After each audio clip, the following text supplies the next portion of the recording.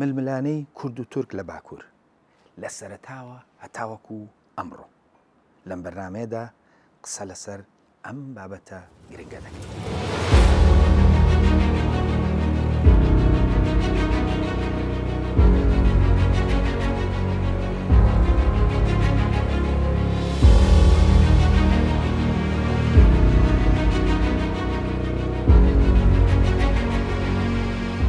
ململانەی کورد و تورک ململانێکی دێرینە و ڕاستە. ڕوخساری ململانێکە لەگەڵ سەردەمدا گۆڕاوە و دەستەواژەکانیشی لە تەکیدا گۆڕاوە، بەڵام بابەتەکە هەریەکە. ئەمڕۆ ئێمە لەم بەرنامەیەدا هەوڵ دەدەین لە قوڵایی پەیوەندی ئەم دوو نەتەوەیە بگەین. بۆ ئەوەی ئەوەش بکەین دەبێت بگەڕێینەوە بۆ سەرەتای دەرکەوتنی تورک لە ڕۆژهەڵاتی ناوەڕاستە. بەسوپاسەوە ئەمڕۆ ئێمە ئەم بەرنامەیە لە ناوەندی ڕۆشنبیری دکتۆر عیزەدین مستەفا ڕەسوڵەوە تۆمار دەکەین.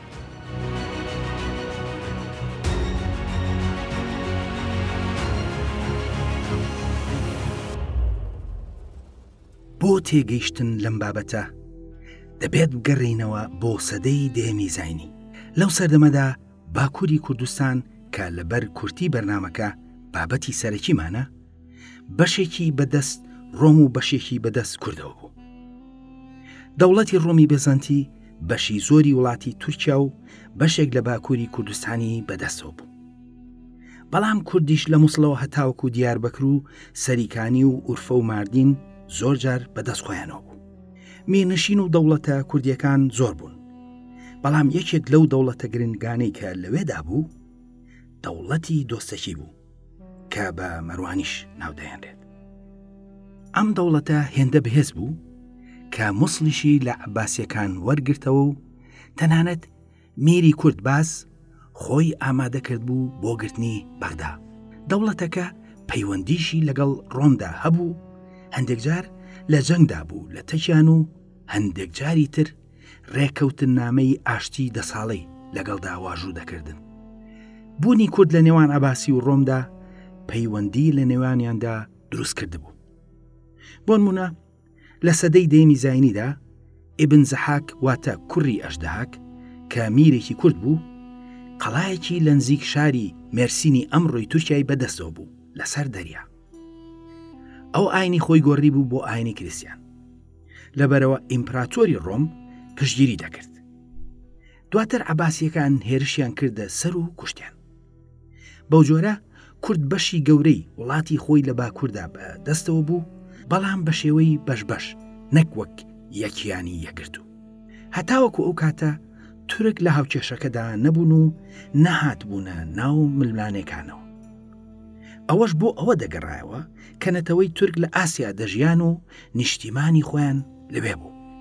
بەڵام عەباسیەکان ژمارەیەکی زۆر غولامی تورکیان کڕی بوو کە وەک جەنگاوەری تایبەت بەکاریان دەهێنان و لە ڕێگای تریشەوە ئەو تورکانیان هێنابوو کە بەشی بەرچاوی سوپای خەلیفەیان پێک دەهێنا.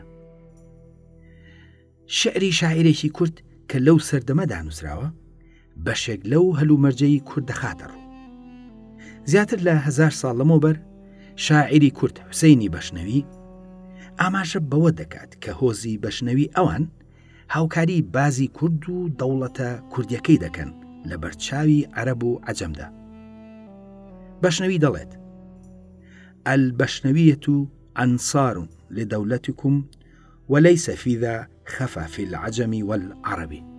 واتە بەشنەویەکان پشتگیری دەوڵەتەکەتان و ئەوەش لە عەرەب و عەجەم شاراوە نییە. واتە کێبرچەی کورد ئەوسا لەگەڵ عەرەب و عەجەمدا بوو و هێشتا تورک وەک هێزێکی سربەخۆ لە ناوچەکەدا نەبوون و لەبەر ئەوەیە ناوی ئەوان لە ململانێ و شعرەکەدا بزرا. لە سەدەی 11هەمەوە هەلوو مەرجەکە گۆڕا. تورکە سەلجوقیەکان وەک هێزێک لە ناوچەکەدا دەرکەوتن و لە ساڵی 1055دا بەغدایان گرت و لە 1071دا ئەوان ڕۆمیان لە شەڕی مەلازگەردا شکاند و ئەوە سەرەتای بڵاو بوونەوەیان بوو بە باکووری کوردستان و وڵاتی تورکیای ئەمڕۆدا. ئەو کات هێشتا دەوڵەتی ڕۆمی بێزەنتی کە پایتەختەکەیان ئەستەمبول بوو لەوێ مابوو. بەڵام تورکە سەلجوقیەکان وردەوردە بە وڵاتی ڕۆمدا کە تورکیای ئەمڕۆیە بڵاو بوونەوە و هەندێک ناوچەیان گرتبوو. دواتر دەوڵەتی سەلجوقی دابەش بوو بە چەند بەگنشین یاخود بەیلیکێکەوە کە یەکێک لەو بەگنشینانە بەگنشینی بەهێزی گەرمیانی کوردی بوو. دوای ئەوە یەکێک لەو بەگنشینانە بە ناوی عوسمانیەوە دەسەڵاتی پەیدا کرد و لە ساڵی 1453دا پایتەختی دەوڵەتی ڕۆم کە ئەستەمبوڵ بوو گرتی و دەوڵەتی ڕۆم پایتەختەکەی لەدەستدا. گرتنی پایتەختی یەکێک لە ئیمپراتۆریەتە هەرە گەورەکانی مێژوو گرنگ بوو بۆ ئەوان و ئیتر وردەوردە عوسمانیەکان توانیان دەسەڵاتەکانی تر کەسب بکەن و ببنە ئیمپراتۆریەتێکی گەورەی ناوچەکە. دواتر بەشێکی زۆری وڵاتە عەرەبیەکان بەرەو ئەوروپاش هەتاوەکو هەنگاریا و شار و شوێنە گرنگەکانی ڕۆژهەڵاتیان کەوتە دەست.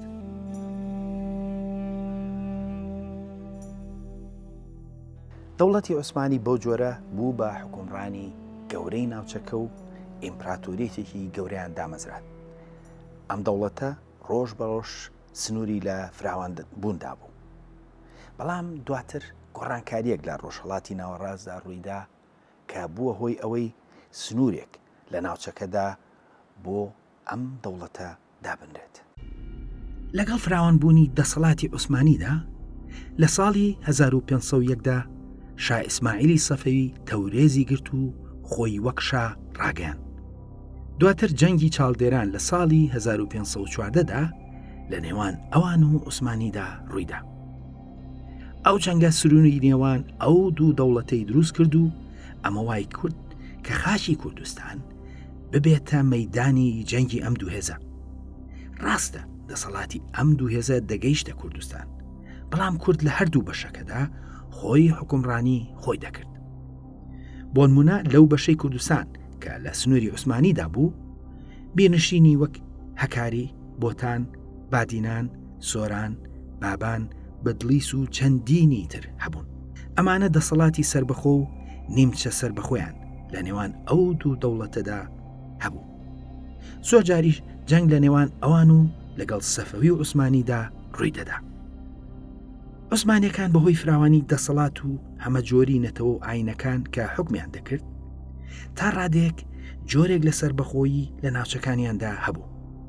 بەڵام عوسمانیەکان وردەوردەویستیان سیستمی دەسەڵاتی خۆیان بەرەو ناوەندی بوون بگۆڕن.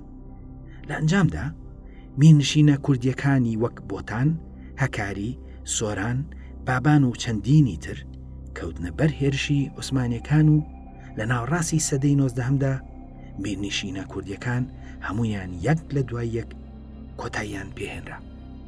جگە لە دەسەڵاتی میر لە میرنشینە کوردیەکاندا دەسەڵاتێکی دووهەمین هەبوو لە ناو کووردا کە ئەویش دەسەڵاتی کەسایەتی ئاینیەکان بوو. بەڵام هەروەک بە ناوەکەیاندا ڕوونا دەسەڵاتەکەی ئەوان زیاتر ئاینی و کۆمەڵاتی بوو. بە کۆتایی هێنانی میرنشینەکانی کوردستان لەلایەن عوسمانیەکانەوە بۆشایی دەسەڵات لە کوردستاندا دروست بوو. لەبەرەوە شێخ و سۆفیە کوردەکان ئەو بۆشاییان پڕ کردەوە و سەردەمێکی نوێی دەسەڵاتی ئەوان لە کوردستاندا هاتەکایەوە. بەو جۆرە دوای نەمانی میرنشینە کوردیەکان بۆشایەکی گەورەی دەسەڵات دروست بوو. بۆشاییەک کە بە دەوڵەتی عوسمانی پڕ نەدەکرایەوە. لەبەرەوە لەم هەلومەرجەدا دەسەڵاتی دووهەمینی کوردستان کە دەسەڵاتی کەسایەتی ئاینیەکان بوو ڕۆڵێکی نوێی سیاسی بۆ هاتەکایەوە.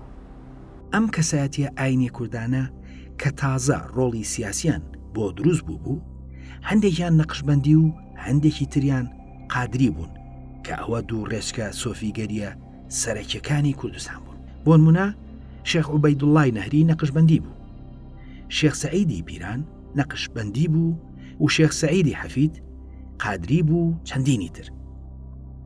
ئەو ڕۆڵە نوێیە سیاسیی شێخەکان وای کردبوو کە پەیوەندیان لەگەڵ دەوڵەتی عوسمانیدا بۆ دروست ببێت، بەڵام پەیوەندیەکە هەمیشە دۆستایەتی نەبوو، بەڵکو هەندێک جار ئەو پەیوەندیە دەبوو بە شەڕ و دژایەتی.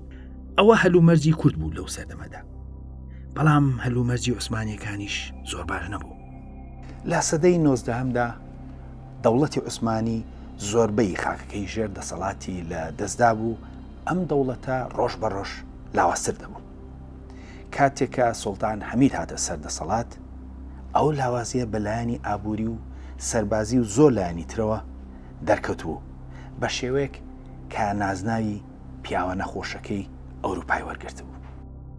سوڵتان عەبدولحەمید لە سەردەمێکی زۆر خراپ و لە ساڵی 1876دا هاتە سەر دەسەڵات. هەر بۆیە زۆری نەخەیاند و لە ساڵی 1877دا کەوتە جەنگ لەگەڵ ڕووسەکان کە بە خراپی لەلایەن ئەوانەوە شتێنرا. ئەو شکانە ئاکامەکانی لەسەر دەوڵەتی عوسمانی گەورە بوو. ڕۆمانیا، بولگاریا، سربیا، قوبروس و چەندین وڵاتی تر لە دەوڵەتی عوسمانی جیابوونەوە. جگەلەوە رووسیا قەرەبووی دارایی لێوەرگرت لەگەڵ هەندێک خاک. بەو جۆرە دەوڵەتی عوسمانی بە تەواوی لاواز بوو. هەلومەرجی ئابووری و سیاسی دەوڵەتی عوسمانی ڕۆژ بە ڕۆژ ڕووی لە خراپی بوو. لە کاتێکدا ئەوروپا کەوتووە ناو شۆڕشی پیشەسازیەوە، دەوڵەتی عوسمانی توانای ئەوەی نەبوو کە بەشێک بێت لەو شۆڕشە و بەڕوونی دواکەوت بوو. دەوڵەتەکە بە هەموو شێوەک ڕووی لە داڕمان دەکرد و ئالە و سەردەمەدا بوو کە ناونرا پیاوە نەخۆشەکەی ئەوروپا.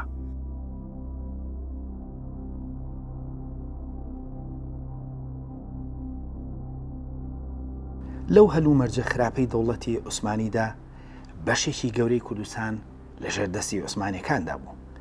لەبەرەوە کاریگەری نەرێنیشی لەسەر کوردستان بەجێهێشت بوو. لەم هەلومەرجە خراپە و نادادوەری دەوڵەتەکە و لاوازیاندا دەرفەتێک بۆ سەرکردەی کورد شێخ عوبەیدوڵای نەهری دروست بوو کە شۆڕشێک هەڵبگیرسێنێت. شێخ عوبەیدوڵا شێخی نەقشبەندی بوو. لە ساڵی 1826 لە ژەمسینان لە باکووری کوردستان لەدایک بوو. کاریگەری ئەو سنووری دەستکردی دەوڵەتی عوسمانی بڕی بوو. ئەو جگە لە ناوچەکانی هەکاری و وان لە باکوور، لە ڕۆژهەڵاتیش کاریگەری هەبوو. ئەو کاریگەریە بەهۆی ئەوە بوو کە بنەماڵەکان شێخی نەقشبەندی بوون، بەڵام ئەو خۆشی سەرکردەیەکی کاریزمایی بوو. ئەوە بوو بۆ هۆی کۆکردنەوەی ژمارەیەک هۆز لە دەوری و هێزێکی گەورەی چەکداریشی هەبوو. ئەم کەسایەتیە لە سەردەمێکدا لەدایک بوو کە عوسمانیەکان لە هەوڵی بە سەنتەرکردنی دەسەڵاتیاندا بوون لەژێر ناوی تەنزیمات.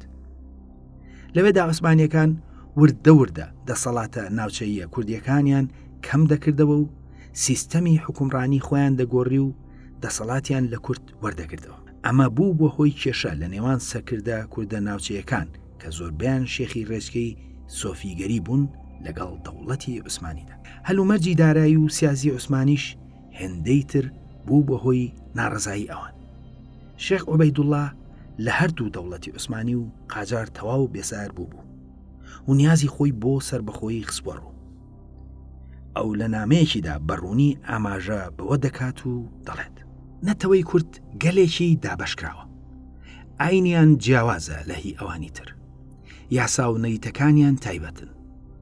سەرۆک و فەرمانڕەواکانی کوردستان جاچە هاوڵاتی عوسمانیان ئێران بن، دانیشتوانی کوردستان هەمویان یەگرت و کۆکن لەسەرەوەی کە کاروبارەکان چیتر بەم شێوەیە لەگەڵ ئەم دوو حکوومەتەدا بەڕێوە ناچن. پێویستە شتێک بکرێت بۆ ئەوەی حکوومەتە ئەوروپیەکان دوای تێگەیشتن لە بابەتەکە لێکۆڵینەوە لە بارودۆخی ئێمە بکەن. ئێمە دەمانەوێت کاروباری خۆمان لە دەستی خۆماندا بێت. ئەگینا تەواوی کوردستان بابەتەکە دەخەنە دەستی خۆیان، چونکە چیتر ناتوانن بەرگەی ئەم کردەوە خراپە بەردەوامانە و ئەو ستەما بگرن کە لەسەر دەستی ئەو دوو حکوومەتە ناپاکە دەیچێژن. بۆ گەیشتن بۆ ئامانجە شێخ عوبەیدوڵا لە ساڵی 1870دا وردە ئامادەکاری دەکرد بۆ شۆڕشەکەی. دۆڕانی دەوڵەتی عوسمانی بەرامبەر ڕووسەکان لە ساڵی 1878 و لاوازبوونیان هانی شێخ عوبەیدوڵایدا کە لە ساڵی 1880دا هەندێک لە شارەکانی باکووری کوردستان و ڕۆژهەڵاتیش بگرێت. ئەو کات هەردوو عوسمانی و قاجارەکان لە ئێراندا بە سەردەمێکی خراپدا دەڕۆیشتن، بەڵام هەردووکیان لە دژایەتی کورددا هاوڕابوون. بە تایبەت شێخ عوبەیدوڵڵا لە بەرەوەی شۆڕشەکەی لە دژی هەردوو عوسمانی و قاجار بوو، بە هەردوو لا دژایەتیان دەکرد و دواتر لە ساڵی 1881دا عوسمانیەکان ئەویان دەسگیر کرد و ناردیانە شاری مەکە و کۆتایی بە شۆڕشەکەی هێنرا. ئامانجی شێخ عوبەیدوڵڵا هەر ئەوە نەبوو کە چەند شوێنێک بگرێ، بەڵکو ئەو دەیویست خاکی کوردستان لە نێوان ئەو دوو دەوڵەتەدا ڕزگار بکات. شۆڕشەکەی شێخ عوبەیدوڵڵا زۆری نەخایان، بەڵام هەوڵێکی گرنگی دامەسراندنی دەوڵەتی کوردی بوو. سوڵتان عەبدولحەمید دوای ئەوەی کە جەنگی بە ڕووسەکان دۆڕان، کۆتایی بە شۆڕشەکەی شێخ عەبدوڵڵای نەری هێنا. ئەمە هەلومەرجێکی خراپی بۆ دەوڵەتی عوسمانی دروست کرد بوو. بۆیە سوڵتان عەبدولحەمید بڕیاریدا کە گۆڕانکاری گەورە لە دەوڵەتەکەیدا بکات. گۆڕانکاریەکانی سوڵتان لە ئەنجامی شۆڕشەکەی ناریۆ نەبوو، بەڵکو پێش ئەو شۆڕشەش دەستی پێکرد بوو. لە ساڵی 1878دا ئەو پەرلەمان و دەستور کە تەمەنیان تەنها 2 ساڵ بوو ڕایگرت کە پێشتر لە ژێر فشاری هەمەجۆری سەردەمەکەدا دروست بوون. هەروەها دەوڵەتی عوسمانی بەهۆی لە دەستدانی ناوچە کریسیانەکان وردە بۆ بەرژەوەندی دەوڵەتەکە، ناسنامەی لە عوسمانیەوە بۆ ئیسلامی دەگۆڕی، پێشتر نەیدەتوانی بەو جۆرە بێت لەبەرەوەی چەندین ئاینی جیاواز لە ژێر باڵی دەوڵەتی عوسمانیدا بوون. بەڵام نەمانی دەوڵەتە کریسیانەکان وای کرد کە بۆ بەهێزگرتنی یەکگرتوویی ناسنامەی ئیسلامی بەهێز بکات. ئەوەش بۆ بەرژەوەندی تایبەتی خۆیان بوو. ئەوەی کە ئەو ڕاستیە دووپات دەکاتەوە ئەوەیە کە ئەوان لە هەمان کاتدا بەردەوام بوون لە بەردەوامی و بایەخدان بە خوێندنگە علمانیەکان کە نەوەیەکی نوێی هێنایەکایەوە لە ژێر کاریگەری ئەوروپادا. لەم هەلومەرجەدا سوڵتان عەبدولحەمید بۆ کۆنتڕۆڵکردنی سنوورەکانی و بێزکردنی خۆی سوارەی حەمیدیەی دامەزران. ئەمە وای کرد کە ڕاستەوخۆ هۆزە کوردیەکان لە بەرژەوەندی خۆی کۆنتڕۆڵ بکات. لە هەمان کاتدا هێزێک دروست بکات بەرامبەر بە ڕووسەکان کە سنوورەکانیان لەگەڵ دەوڵەتی عوسمانیدا بوو. بەو جۆرە ئەو ناوچانەی کە جاران مێرنشینی کوردی تێدا بوو نیمچە سربەخۆ ناوچە کوردیەکانیان دەبربڕێەوە، لە بری ئەوە سوارەی حەمیدی دروستکرا کە سەرۆک هۆزەکان بە شێوەیەکی ڕاستەوخۆ لە ئەستەمبوڵەوە لەلایەن سوڵتان حەمیدەوە کۆنتڕۆڵ دەکران. سوڵتان حەمید بە شێوەیەکی تون کۆنتڕۆڵی تورکیای کردبوو. ئەوەش وای کرد کە گروپە چەترێکی نوێی ناسیۆنالیست دروست ببێت بە ناوی تورکەلاوەکان کە بەناوبانگترین گروپیان کۆمەڵەی ئیتیحاد و تەرەقی بوو.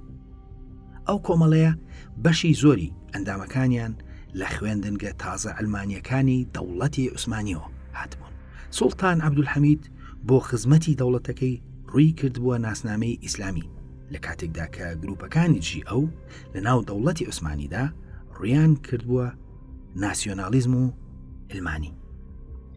پەیامی سەرەتایی ناسیۆنالیستەکان کە ئازادی و یەکسانی و برایەتی بوو وای کردبوو خەڵکانی سەر بە نەتەوە و ئاینە جیاوازەکان پشتگیریان بکەن. لە ساڵی 1970 و لە ژێر فشاری شۆڕشی ناسیۆنالیستەکاندا پەرلەمان و دەستور بۆ تورکیا گەڕایەوە، بەڵام ئەوە چارەسەری ڕەوشەکەی نەکرد. کێشەی نێوان ئیسلامی و ئیلمانیە ناسیۆنالیستەکان بەردەوام بوو. ئەوە وای کرد هێزێکی سوپای عوسمانی لە مەسیدۆنیاوە بەرەو ئەستەمبوڵ بگەڕێتەوە و دەسەڵاتەکەی عەبدولحەمید بشکێنرێت و لابرێت و براکی دابنرێت. هەرچەندە سوڵتانی عوسمانی لەسەر دەسەڵات مابوو، بەڵام ڕاستیەکەی دەوڵەت لەلایەن ئەو گروپە ناسیۆنالیستە نوێ بەڕێوە دەبرا کە دەستیان بەسەر وڵاتدا گرتبوو. ئەمانە سەرەتا بانگەژەی ئازادی و یەکسانی و برایەتیانە کرد، بەڵام دواتر ئەوە گۆڕا. سەرەتا ئەو پەیامە کورد و نەتەوەکانی تری بۆ خۆی ڕاکێشا، بەڵام پاش ماوەیەکی کەم ناسیۆنالیستەکان وازیان لەو پەیامە هێنا و کەوتنە سەپاندنی ناسنامەی تورکی بوون. لە ئەنجامدا ئەو ڕێکخراوە کوردیانەی کە لە ئەستەمبوڵ دروست بوون هەمویان داخران و هەلومەرجی ئازادی بۆ کورد بە تەواوی تەسک بۆ و تورکیا بوو بە وڵاتێکی ڕەگەزپەرست. ئەم ڕەوشە نوێیە شۆڕشێکی نوێی لێ پەیدا بوو بە ناوی شۆڕشی بتلیسەوە کە لە ساڵی 1914دا ڕوویدا.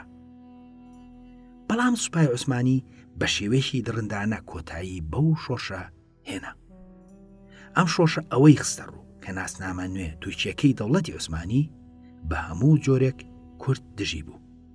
لە ساڵی 1914دا جەنگی جیهانی یەکەم دەستی پێکرد و تورکیا لەو جەنگەدا چووە پاڵ ئەڵمانیا. دوای ئەوەی کە جەنگ کۆتایی هات، بەشداری تورکەکان لەگەڵ ئەڵمانەکان بووە هۆی ئەوەی کە بە تەواوی دەسەڵات لە دەست بدەن و ئەو وڵاتی ئەمڕۆ بە تورکیا دەناسرێت بکەوێتە دەست دەوڵەتە ئەوروپیەکانەوە. سوپای یۆنانی، ئیتالی، بەریتانی و فەرەنسی لە ناو تورکیادا حکمیان دەکرد و دواتر ئەو هەلومەرجە نوێیە لە ساڵی 1920دا لە ڕێکەوتنامەیەکدا کۆتایی پێهات کە بە ڕێکەوتنامەی سیڤەر دەناسرێت. بەپێی ئەو ڕێکەوتنامەیە هەموو نەتەوەکانی وەک کورد و ئەرمەن سربەخۆیی خۆیان دەست دەکەوت و خاکی دەوڵەتی عوسمانی پارچە پارچە کرا. دەوڵەتی عوسمانی بە تەواوی لاواز بوو ڕێکەوتنامەی سیڤەر دەفەتی دەدا بە دروستکردنی دەوڵەتی کوردی. بەڵام ئەم هەلومەرجە بەردەوام نەبوو لەبەرەوەی گروپێکی سەربازی لە ناو دەوڵەتی عوسمانیدا دروست بوو هەوڵی هەڵوەشانەوەی ئەو ڕەوشە نوێی دەدا. کەمال ئەتاتورک کە ئەفسەرێکی باڵای ناسیۆنالیست بوو کەوتە جەنگ لەگەڵ سوپا ئەوروپیەکاندا و کۆمەڵێک سەرکەوتنی بەدەست هێنا لە دژی ئەوان. سەرکەوتنەکانی ئەو هێزە وای کرد لە ساڵی 1922دا کۆتایی بە حکمی عوسمانی بهێنرێت. هەروەها سەرکەوتنەکان بوونە هۆی گۆڕینی هەلومەرجەکە. دوای 3 ساڵ لە پەیمانی سیڤەر ئەمجا لە ساڵی 1923دا پەیمانی لۆزان واژووکرا. لەم پەیمانە نوێدا بە تەواوی مافی کورد پشتگوێ خرا و تەنانەت ناویشیانی تێدانات. لەبری ئەوە کوردستانی ژێردەستی عوسمانی بەشکرا بەسەر 3 دەوڵەتی نوێدا: تورکیا، عێراق و سووریا. ئەم گۆڕانکاریە هەر پەیوەندی بە هێزی ئەتاتورکەوە نەبوو، بەڵکو بەشی گەورەی پەیوەست بوو بەوەی کە دەوڵەتە ڕۆژئاوایەکان کتوپڕ کەوتنە نیگەرانی بەهێزبوونی سۆڤێتی بەلشەڤی. لەبەرەوە پێویستیان بە دەوڵەتێکی تورکی بوو کە جێگیر بێت و ببێتە بەربەستێک لە بەردەم ڕووسیای بەلشەڤیدا. ئەوەی شێک لە خاڵەکان بوو کە دواتریش تا سەردەمی نوێ وای کرد کە دەوڵەتەکانی ڕۆژئاوا پشتگیری تورکیا بکەن و نەهێڵن لاواز ببێت. لە ناو تورکیاشدا کاتێک کە کەمال ئەتاتورک پێویستی بە کورد بوو شەڕی لەگەڵ سوپا ئەوروپیەکان دەکرد، دەیگوت ئەم شەڕە شەڕی کورد و تورکی موسڵمانە لە دژی بێگانە و کارتی ئاینی بەکاردێنە. ئەو سەر ڕای ئەوەی کە کەسێکی بێدین بوو، بەڵام ئاماژەی بەبرایەتی کورد و تورک دەکرد لەسەر بنەمای هاوئاینی و ئەو قسانە بەردەوام بوو هەتاوەکو سەرکەوتنی بەدەستێنا.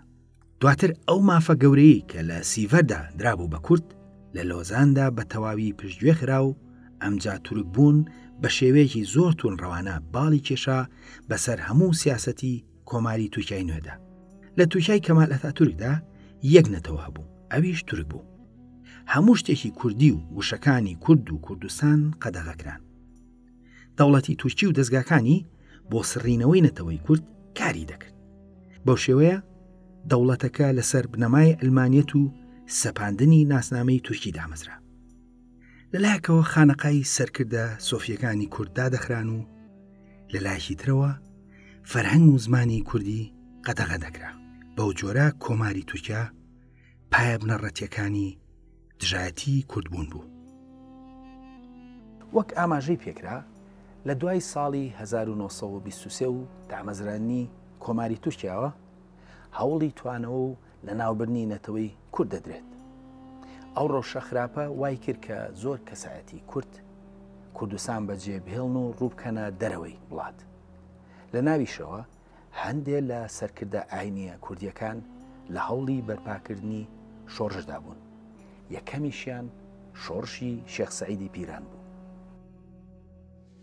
لە سەرەتای ساڵی 20ەکاندا ڕێکخراوی ئازادی لەلایەن ئەفسەری کورد خالید بەکجوبرانەوە دامەزرا بوو. ئەم ڕێکخراوە نهێنیە ئامانجی دامەزرانی دەوڵەتی کوردی بوو، بەڵام زۆر لە سەرکردەکانی جیران.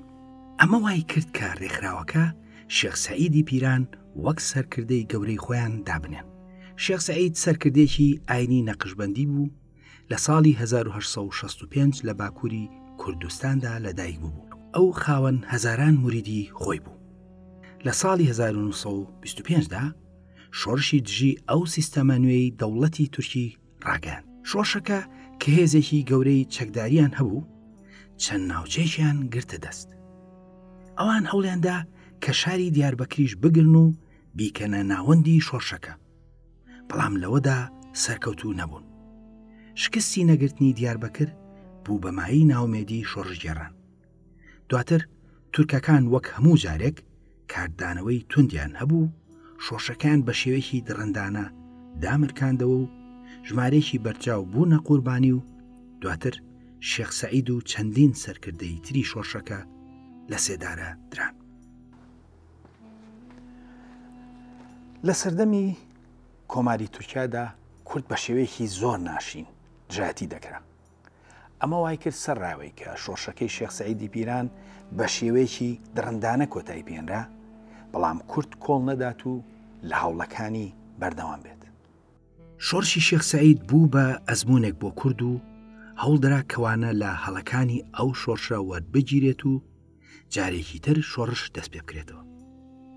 بەڵام بەشێکی زۆری سەرکردە کوردەکان وڵاتیان بەجێهێشت بوو لە دەرەوە هەوڵیاندا بەردەوامی بە خەبات بدەن. گروپێک لەو کەسایەتیە کوردانە ڕێکخراوێکیان بە ناوی خۆی بوون لە ساڵی 1920دا لە لوبنان دروست کرد و ئەوان بناغەی شۆڕشێکی نوێیان بە ناوی شۆڕشی کۆماری ئەرارات یان ئاگری هەڵگیرسان. سەرکردەکانی ئەم شۆڕشە زۆر بەوردی کاریان دەکرد و سەرکردەی سەربازی شۆڕشەکە ئەسان نووری پاشا بوو. ئەو هێزێکی مەشق پێکراوی دامەزران کە لە نزیک چای ئاگری کۆمارێکی کوردیان ڕاگەاند. ئەم کۆمارە ئاڵای خۆی ڕاگەاند و ڕێکخراوترین شۆڕشی کورد بوو لەو سەردەمەدا. بە تایبەت ئەوان سنووری عەلەوی و سونیان شکاند و ئاگاداری ئەوە بوون کە شۆڕشەکەی شێخ سەعید لایەنی ئاینی سونی بوون سنوورداری کردبوو. بەڵام کێشەی سەرەکی ئەم شۆڕشە ئەوە بوو کە ڕۆژ ئاوا بەرژەوەندی لە تەکیدا نەبوو، هاوکاری حکوومەتی تورکیایان دەکرد. جگە لەوە شای ئێرانیش پاڵپشتی دەوڵەتی تورکیای دەکرد. لە ئەنجامدا لە ساڵی 1930دا سوپای تورکی لە ڕێگای ئێرانەوە پشتی هێزەکانی کۆمارەکەیان گرت. هێزی کۆمارەکە شەڕێکی باشیان کرد، بەڵام هێزی ئاسمانی تورکی توانی شەڕەکە لە بەرژەوەندی خۆیاندا یەکلا بکاتەوە و لە ساڵی 1931دا شۆڕشەکە بە تەواوی کۆتایی پێهات. لەم پرۆسەیەدا سوپای تورکی بە مەبەست کەوتووە ڕەشەکوژی خەڵکە مەدەنیەکە بە ئامانجی تۆقاندنی کوردانی باکوور. بەڵام شۆڕشەکە هەتاوەکو ئەمڕۆ وەک سیمبڵی خەباتی کورد ماوەتەوە. بۆ جۆرە ئەو شۆڕشەی کە هیوایەکی گەورە بوو بۆ کورد و لە زۆر ڕۆ شۆڕشێکی ڕێکخراو بوو کەساتی گەورە تێیدا بەشدار بوو، لە ساڵی 1930دا کۆتایی پێهێنرا. بەڵام دواتر بەرهەڵستیەک و کارەساتێکی تر لە دەسیم دەستی پێکرد. ناوچەی دەرسیم ناوچەیەکی زۆرینە زازاکی و عەلەوی باکووری کوردستان بوو کە دابوونەریتی تایبەتی خۆیان بۆ سەدان ساڵ بوو وەک خۆی مابوو. حکوومەتی تورکی ئەمەی بە مەترسی بۆ سەرخۆیدانە. هەر لەبەر ئەوەش بوو کە لە ساڵی 1935ەوە ناوی دەرسیمیان گۆڕی بۆ تونجەلی و حاکمێکی سەربازی بۆ ناوچەکە دانرا کە هەموو دەسەڵاتێکی گرتن و کوشتن و ڕادیۆزانی پێدرا بوو. ئەوان کەوتنە ڕادیۆزان و دەستێوەردانی ناوچەکە. سەید ڕەزا کە کەسایەتێکی عەلەوی کورد بوو، ئەو لەگەڵ چەند کەسێکی تردا سەرکردایەتی ناڕەزایی کووردە عەلەویەکانیان دەکرد. سوپای تورکیا سەید ڕەزایی بانگهێش کرد بە فێڵی قسەکردن لەسەر ئاشتی. دوای ئەوە دەستگیریان کرد و لە تەمەنی 74 ساڵیدا خۆی کوڕە 16 ساڵەکەی و چەندین کەسایەتی تریان لە ساڵی 1930دا لە سێدارەدا. ئامانجی دەوڵەتی تورکی تێکدانی کولتوری کوردە عەلەویەکان بوو. لە ئەنجامدا بە هەزاران کەس ڕاگوێزران و نزیکی 40,000 کەسیش بوون بە قوربانی. سەرڕای ئەو تاوانە گەورەیە هەتاوەکو نزیکی ساڵی 2010 قسەکردن لەسەر ئەم ڕەشەکوژیە قەدەغە بوو. لە ساڵی 2011دا بۆ یەکەم جار بە فەرمی قسەر لەسەر ئەو ڕەشەکوژیە کرا. پایەکانی کۆماری تورکیا لەسەر سەپاندنی ناسنامەی تورکی و دژایەتیکردنی ناسنامەی کوردی دامەزراوە بۆ ئەوان کوردێکی دینی کۆنەخواز و کوردێکی ئەلمانیش بێدین بووە. ئەوان کێشیان لەگەڵ کوردی سونی و عەلەوی و ئێزدی و ئەلمانی هەبووە، لەبەرەی ئەوان کێشەکە لایەن کوردبوون بووە. ئامانجی ئەم بەرنامەیە وانە وەرگرتن بوو لە ڕابردوو. یەکێک لەو شتانەی کە سەرنجدرا ئەوە بوو کە تورکە عوسمانیەکان کاتێک بیانویستە هێرش بکەنە سەر مینشینێکی کوردی، فتوای ئاینی و بێدینیان دژی میرە کوردەکە دەردەکرد و گەڕۆکی تورک ئەولیا چەلەبی نزیکی 400 ساڵ لەمەوبەر ئەو ڕاستیە دەخاتە ڕوو. دواتر لە سەردەمی ناسیۆنالیزمی تورکیدا کە لەسەر بناغی ئەلمانیە دامەزرا بوو، ئەوان دژایەتیەکەیان لەسەر بنەمای دواکەوتووی و ئاینی بوونی کورد بوو. بەڵام لە هەردوو حاڵەتەکەدا ئەوان دژی کوردبوون بوون و تەنها بەهانەکانیان بەپێی سەردەمەکان و ڕەوشەکان دەگۆڕن. بەڵام گرنگە کە بزانین بۆ شۆڕشەکانی کورد سەریان نەکرد. کۆماڵێک هۆکاری سەرەکی هەن لەوانە: یەکەم، عوسمانیەکان زۆر بە استراتیژیانە ئیشیان دەکرد بۆ مانەوەی خۆیان و هەموو میرنشینە کوردیەکانی وەک هەکاری، سۆران، بابان، بۆتان و چەندینی تریان تا ناوەڕاستی سەدەی 19 نەناوبرد. دوای جەنگی جیهانی یەکەم و لە سەردەمی ڕێکەوتنامەی سیفەردا کە دەرفەتێکی تەواوی دامەزرانی دەوڵەتی کوردی دروست بوو، بناغێکی پتەوی کوردیان نەهێشت بوو کە دەوڵەتێکی نوێی لەسەر دروست بکرێت و کورد خۆی لەسەر دروست بکاتەوە. ئەوەش لەبەر ئەوەی کە مرنشینەکان هیچیان نەمابوو. شێخە کوردەکان نوێ بوون لە دەسەڵاتدا و وەک میرنشینەکان پێشینە و شەریعەتی دەوڵەتیان نەبوو کە بۆ سەدان ساڵ بوو لەوێدا بوو. دووهەم، زۆر لە شۆڕشەکان کەسایەتی ئاینی سەر بە مەزهەب و ڕێچکەی تایبەت پێهەڵدەستان. ئەوە وای دەکرد کە هەندێک جار نەتوانرێت شۆڕشەکان سنووری مەسەبەکە و ئاینەکە تێپەڕێنێت. شۆڕشی شێخ سەعیدی پیران نەیتوانی عەلەویە کوردەکان بۆ خۆی ڕابکێشێت و لە ناو کوردی سونیدا مایەوە. ئەوەش بەهۆی ئەوەی کە ئەوان پێش ئەوەی کە ببنە سەرکردەی سیاسی، سەرکردەی ڕێچکێکی سۆفیگەری بوون و وەک میرە کوردەکانی ڕابردوو نەبوون کە بەگشتی دەیانتوانی ڕۆڵی سەرکردەی هەمووان و دەوڵەت ببینن. سێهەم، دەوڵەتەکانی ڕۆژاوا کە لەو سەردەمەدا دەسەڵاتی سەرەکیان هەبوو لە ناوچەکەدا، ئەوان لە دوای دەرکەوتنی ڕووسیای بەرشەوی لە بەشەوەندیان نەبوو کە تورکیا بێهێز بێت. لەبەرەوە پشتگیریان دەکرد و دژی بزوتنەوە کوردیەکان بوون. هەر ئەوە ژوای کرد کە بە درێژایی جەنگی سارد وڵاتەکانی ڕۆژاوا پشتگیری تورکیا بکەن. شۆڕژی ئاگری یاخود ئەرارات سوودی لە هەڵەی شۆڕشەکانی پێشخۆی وەرگرت و بە هەموو پێوەرێک شۆڕشێکی سەرکەوتوتر بوو. بەڵام ڕۆژاوا پشتگیری نەکرد و بگرە دژیشی بوو. هۆکارەکان زیاترن و لەم فیلمە بەڵگەیە کورتەدا هەر هێندە دەگوترێت. بەڵامەوەی کە ئەمڕۆ کورد پێویستێتی هوشیاری و بە ئاگایی و یەک دەستەیە. ئەوانە چەکی بەهێزی مانەوەی ئەم نەتەوە دێرینە. هیچ گومان لەوە دانیە کامل ملانەی نێوان کورد و تورک مێژوویەکی دێرینی هەیە و لەو ساتەوە کە تورکەکان گەیشتونەتە ناوچەکە، دژایەتی کورد لەژێر ناوی جیاوازدا دەکرێت. لە 100 ساڵی ڕابردوو بە تایبەت دوای دامەزرانی کۆماری تورکیا، هەوڵەکان دژی کورد و ڕەشەکوژیەکان زیادیان کردووە. ئەمڕۆ باسی پرۆسەی ئاشتی دەکرێت و ڕاستیەکەی هەموو مرۆڤێکی دڵسۆز و ژیر دەبێت لە هەوڵی بەدەستێنانی ئاشتیدا بێت. بەڵام ئاشتی پرۆسێکی ئاڵۆزە و پێویستی بە گۆڕانکاری هەمەلایەنە و ڕیشەیی هەیە. ئاشتی چۆن دەتوانێت فەرەهەم بکرێت لە کاتێکدا کە لە سایەی دەوڵەتی تورکیدا منداڵ بە دژایەتی کورد و مەزنی درۆینەی تورک گۆش دەکرێت. ئەو پەروەردە نالەبارە پێویستی بە گۆڕانکاری ڕیشەیی هەیە.